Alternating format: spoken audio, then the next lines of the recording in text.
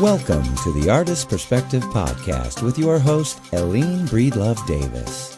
Listen as she teaches you to honor your creative spirit, interviews other artists, and answers your art-related questions. And now, here's Eileen Breedlove Davis from Atlanta, Georgia, who just loves to tell everyone about the magic of her world of art. Hello, and welcome. This is Eileen, and I'm coming to you from the foothills of the Blue Ridge Mountains and my Valley of Yellow Creek Art Studio.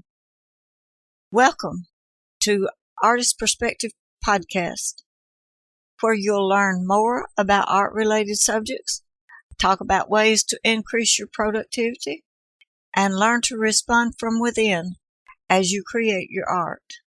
Today's podcast is sponsored by Tips and Tools for Artists, a 52-week email program that will include a video each week to teach you a new skill for a whole year.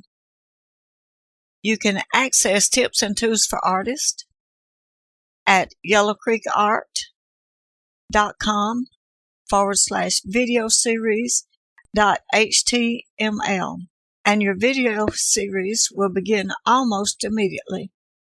And did I mention that this 52-week program is free? It's my gift to you. I want to ask you, is your art space cramping your style? That's our topic for discussion today, and how having your own space benefits your art. Let me ask you this. Have you searched for an art space for your creative activities? Are most of the spaces you could afford to rent in the oldest part of town, and probably poorly heated in winter and no air conditioning in summer? Art space has a direct influence on how you practice your art. So I want you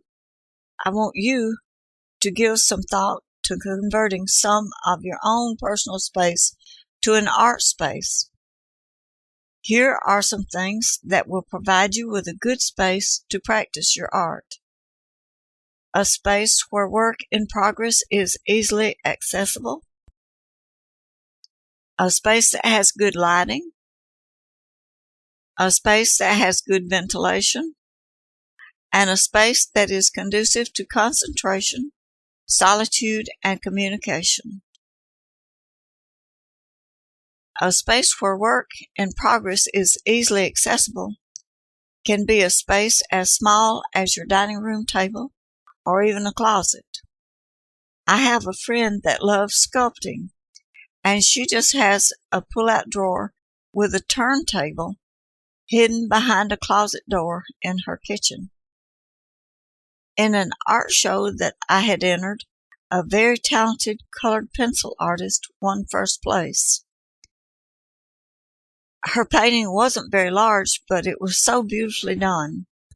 And when asked how she managed to paint with 3 small children, she replied that she made a space on top of the refrigerator and kept her supplies and paintings in progress up there. She painted while the children slept, and when they were awake, she just simply put the painting up, and I thought that was pretty neat. You'll also need a space that has good lighting. There are many portable lighting devices that can stand beside your easel or on the side of a table. 2 such lights that come to mind are the OttLight rechargeable task lamp or the Daylight professional artist easel lamp. Of course, nothing beats a space by a window, and preferably a north-facing window. You can research lighting at cheapjoes.com or dickblick.com. A space that has good ventilation, especially if you paint with oils, pastels, encaustics, or an airbrush, or use a glass blower. My friend and encaustic artist, Sandra Landercott, suggests that using a fan in the garage with the door opened is good to use when working with encaustics. Anywhere you use these type solvents, you need to have a source of fresh air and something that will take the old air out. Keep in mind that solvents from oil paints are heavier than air and tend to sink towards the floor. A space that is conducive to concentration, solitude, and communication. This is a very important space also. Personally, I like to glance outside while I'm painting. Just to look up and rest my eyes for a moment is refreshing and helps me get right back to work without breaking my creativity chain. A space that you can listen to music that drowns out noise, and a place where you are able to paint from your heart. Also, rituals are an important activity for an artist. Find a space where you can be silent, meditate, and pray while retreating from the world to enable your creativity to respond to the fullest possible extent. And one last thought. You'll want a space that is easily accessible. I speak from experience about this. When I first moved into my home, my office was on the 3rd floor, food and living space on the 2nd floor, and the studio on the lower level. And no matter what I needed, it was somewhere else. So be sure your art studio, access to the internet, and your food are within easy reach. Did you enjoy listening to this podcast? Thank you for listening, and you can download to listen to again and to get you in a creative and artistic mood. You can listen at artistperspectivepodcast.com or on YouTube, and you can find these links at artistperspectivepodcast.com. When I started teaching this podcast for my students, I soon realized that I could help other artists online with the same information. I've been an artist and art teacher for 30 plus years, and I want to personally help you become the best artist you can be.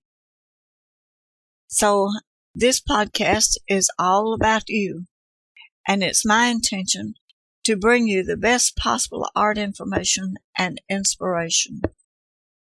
I invite your comments and your questions, and you can contact me at yellowcreekart@gmail.com.